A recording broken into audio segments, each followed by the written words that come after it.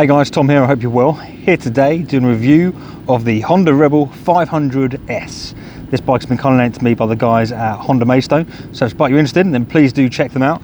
So, the new Rebel and the S version of the Rebel, S standing for the Special Edition. So this is the 2020 version. So the S, you'll notice that the difference that we can see straight away is this light at the front, the cowling, which looks absolutely wicked. I love that light. What else the S comes with is this nice padded seat that you have there, which looks pretty good, sets the bike off quite nicely, and these gaiters on the forks that we've got down at the front there. So other things about the bike which that are new for this year, you have LED lighting all around, and you have a gear indicator, which we didn't have last year. Apart from that, everything else is the same. So it's a 471cc parallel twin, 46 brake horsepower at 8,500 RPM and 44.6 Newton meters of torque at 6,000 RPM. Seat height on this is 690 millimeters, so absolutely perfect for pretty much any height. And the weight is 190 kilograms wet. This is also an A2 compliant bike as well. So if you are someone with an A2 license, this is a great option, I think. My other half, she's thinking about getting one of these because she's 5'2", weighs about 50 kilos, and for her, I think what worries her a lot about bikes is dropping them and not being able to move them around easily, whereas this is a piece of cake. This bike as well, it's got a Lextech exhaust on it, same as the review I did last year. I'll put a link to my review last year so you can see what last year's model was like. And last year they wrapped the pipes, whereas this year they spray painted them black, which I think looks really good. This S version comes in black only. That's the colour for this one, so really good. I mean, you could probably get the extras, the add-ons like the cowling and different seat and stuff for a bike of a different version, but if you wanted the S, this is how it is. Let's fire her up so you can hear how she sounds. Key is on the side, so a little flick there. So you'll see now, you see that we've got the gear indicator in neutral, which we didn't have last time, which for bikes like this, which are your, I wouldn't call it necessarily a beginner bike. I mean, my other half, she would stay with this forever probably. She'd be happy with this. Let's give this a rev.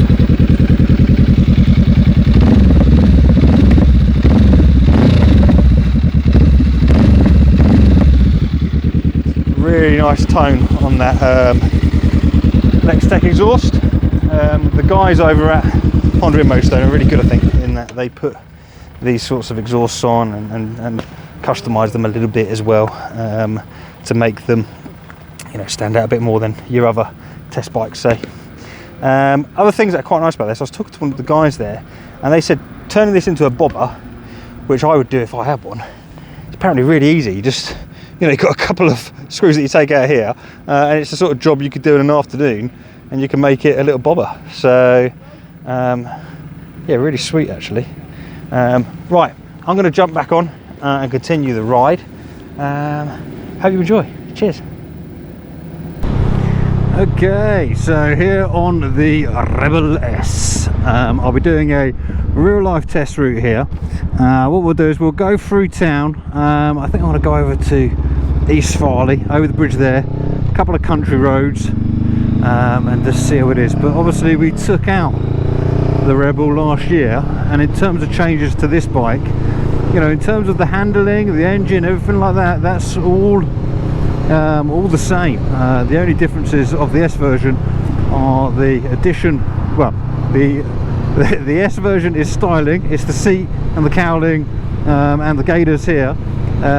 In terms of the bike this year though, the addition is a gear indicator and LED lighting all around.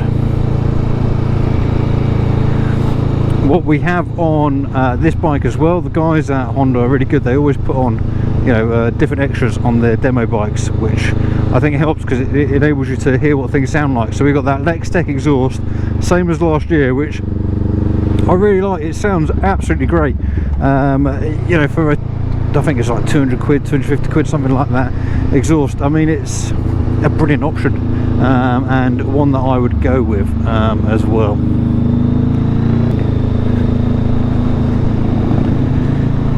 In terms of my measurements, I am 6 foot tall, I've got a 33-inch inside leg, and I weigh about 90 kilograms. In terms of how I fit for this bike, okay, so it's sort of mid controls, it's not forward controls, and I feel slightly cramped with my leg length on this bike. I'm definitely at probably the upper limit. I'd say I could still ride it, it's not a problem, but I'm kind of slightly at the limit for it. In terms of weight though, even though it's quite a small engine, it seems to be doing pretty good with my 90 kilos. My other half, she's thinking about getting one of these, and she's 5'2", and she weighs about 50 kilos, and she's had to sit on it and absolutely loves it. So I would say, if you're anything from 5 foot to 6 foot, you're probably going to be okay on this bike. Just see what it's like for you. That's the advantage of these low seat height bikes. They just have so many options. And the only reason I think my legs feel a little bit cramped at the moment is because they are at a bit of an acute angle coming down to the pegs for me. I just sense that if I was sitting in this position for a while, I would start to get a little bit of an achy knee, but that's probably down to age a little bit as well. Doing sort of town traffic and stuff, one thing that I'm supposed to be aware of a little bit is, this situation I'm in at the moment behind what I presume is Debs in front of us. That's quite a big vehicle, we're quite low down, our visibility ahead isn't as much as on other bikes. I'm used to riding a V-Strom where you're quite high up and you can see over things, so that is something to consider when you're getting a bike like this if you're going to be around town. That's why again I think it's worth getting a loud exhaust for bikes that are maybe not quite as visible on the road. It just gives you that that bit of extra presence, shall we say. The cockpit space on this is pretty nice. These mirrors are quite nice and small. They look in keeping with the bike. Oh, there we are, East Farley, lovely spot here. One of the oldest bridges in the country, I think, or the county maybe, I'm not sure. But yeah, so cockpit space is pretty good. We've got this little dial in front of us, gives us all the information that we need. We've got our gear indicator, whoop whoop, didn't have a gear indicator on the last Rebel from last year. We then got our speed, fuel, everything we need really. We don't need to make it complicated at all. The mirrors, yeah, they're small mirrors, but they are very much in keeping with the bike. What's the horn like? Yeah, horn is a horny horn. It's working. That can't turn into one of my catchphrases. I think that's the first time I've done a horn check on a bike. Can't be my catchphrase.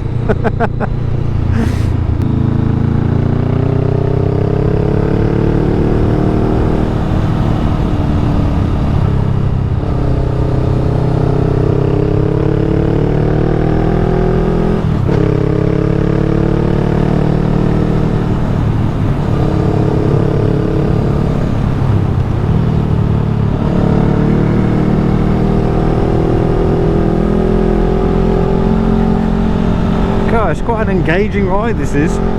It feels slightly more engaging than it did last time. I don't know why, it felt good last time as well. Maybe it's slightly different roads.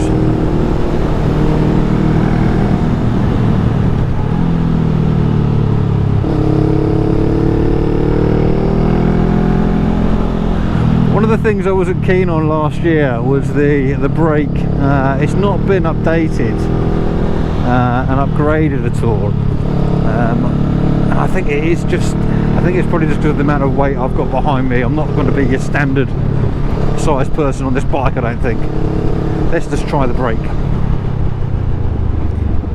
Yeah, actually it's alright. It's okay.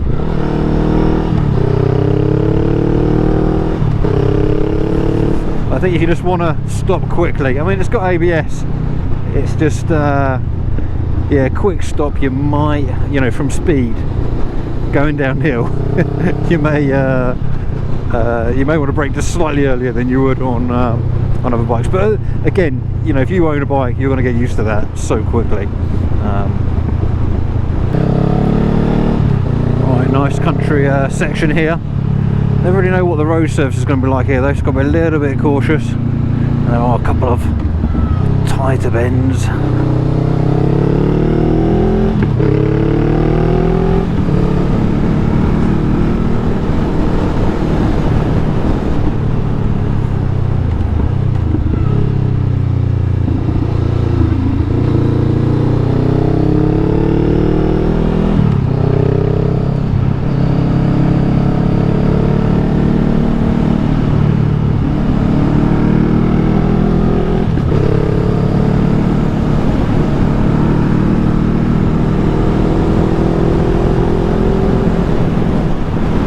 A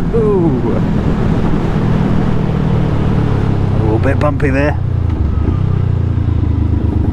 I've changed the settings on my camera, so you'll have to let me know what you think, because I've changed it to have it a little bit smoother, but it does reduce the field of view ever so slightly. So you'll have to let me know if that's something you guys prefer or not, if you know, for the regular viewers. I'll also put I'll put a link to last year's Rebel video as well. If you're thinking about getting a Rebel, it might be worth having a look at that, because obviously, you know, they're going to be second-hand ones, and a lot of the things are the same. So if you just want to see the Rebel being ridden around, kind of experiencing that on some slightly different roads, then you might enjoy that. Right, blast uphill before taking her back for a bit of filtering, I think, in town. Oh, car coming. I love it when there's no car coming on the other side, then I can use the whole road. Oh, drop a gear.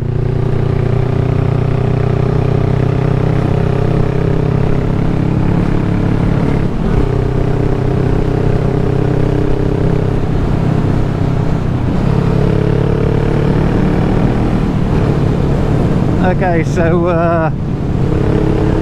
lost a bit of speed then, because I was in 6th, and I probably could have done with staying in 4th, pushing it a bit more, but still a lot of fun.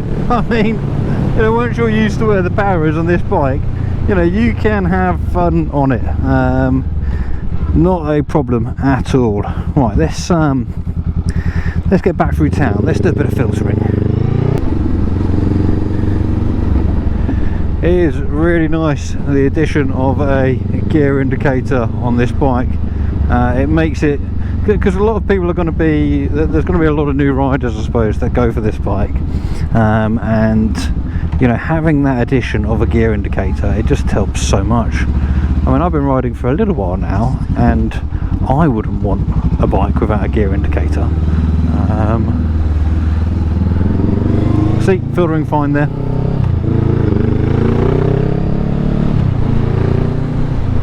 No problems at all. I do get the odd comment from people about my filtering, mainly on the American side, who call me a nutter. Some people not understanding that filtering is completely legal in the UK, and it is safer as well than stop-starting in traffic non-stop. I definitely feel a lot safer when I'm filtering. You also have more visibility of what's going on ahead as well. But yeah, so riders for this bike, we'll go on the dual carriageway quickly, but let's just talk a little bit about, you know, the sort of rider which this bike is perfect for. You know, if you've got an A2 license, perfect. If you want to get into the cruisery sort of scene, I suppose, and you like that, you know, it's a perfect starter cruiser bike. If you're someone like my other half who is, you know, 5'2", weighs 50 kilograms, you know, and doesn't really need a big bike, you know, perfect. You know, she would be fine on this bike, and I think she will end up getting one when she gets her license. Because as well, the cost of it, I don't think I mentioned, you know, base price is, I think, the same as it was last year, 5.7, and the S version is 6.2, I believe. So you're paying 500 quid more for that cowling, this seat, and the gaiters on there as well. You've then got the option, chop the back off, turn it into a bobber, and you know, that's a pretty cool bike then, I think. Would I have one? I wouldn't, only because of the length of my legs. I feel slightly cramped, and also because of my weight, I just need something a bit more, I just want something a bit more powerful, really. Not that it has problems with power, it's just want a bit more. You know, I mean, look, we're getting up to speed fine there. We've got a hill up here, so we'll see how quick we get up to speed going up the hill.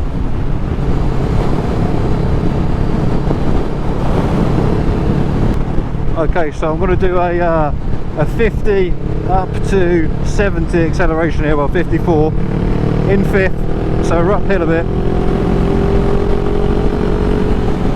No problem there.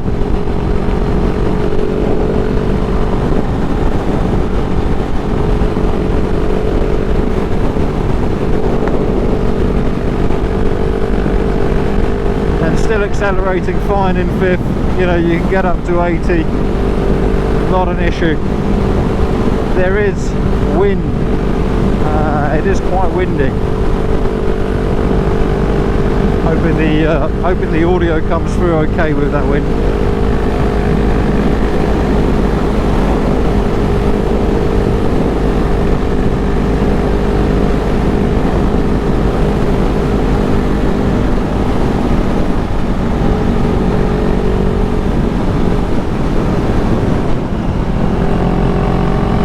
Realised why it was a little bit windier than it was meant to be. I had my visor ever so slightly open, so apologies for that.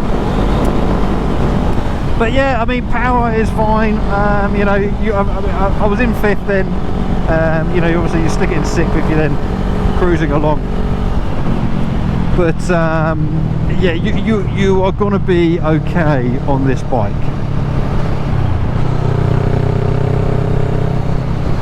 If you want to be the type that's racing everybody around everywhere, you know, maybe not. But if you just want enough power to do what you need to do, then you know, do all that everyday stuff, then you know, it's no issues whatsoever. Right, let's do an acceleration check on this. We haven't really done that.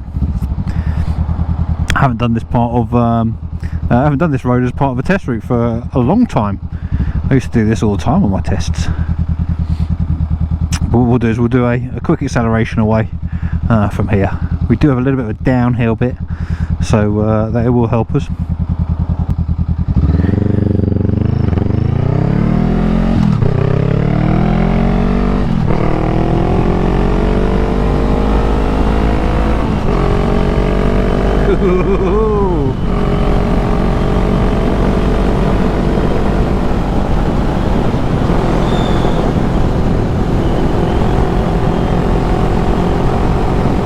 Yeah, ample power for having fun. Okay, let's take it back. Many thanks for watching. Please feel free to like, comment and say hello. If this is a bike that you have as well, if you're an owner, I'd love to hear your feedback, how you're getting on with it, just to get some perspective for the long time owners. Many thanks to the guys in Honda Maidstone for lending me this bike. Couldn't do these reviews if it wasn't for them. They're an awesome bunch as well, so if you're in the Maidstone area, and interested in Honda, please do pop in and check them out and say hello. I'm also going to pop an email address for one of the guys there, Steve, who, you know, if you're interested in things like the exhaust on this and any of the extras, then drop them a line, even if you're anywhere in the world, because very helpful, and it will sort you out. Thanks again, and we'll catch you for the next one. Cheers, bye.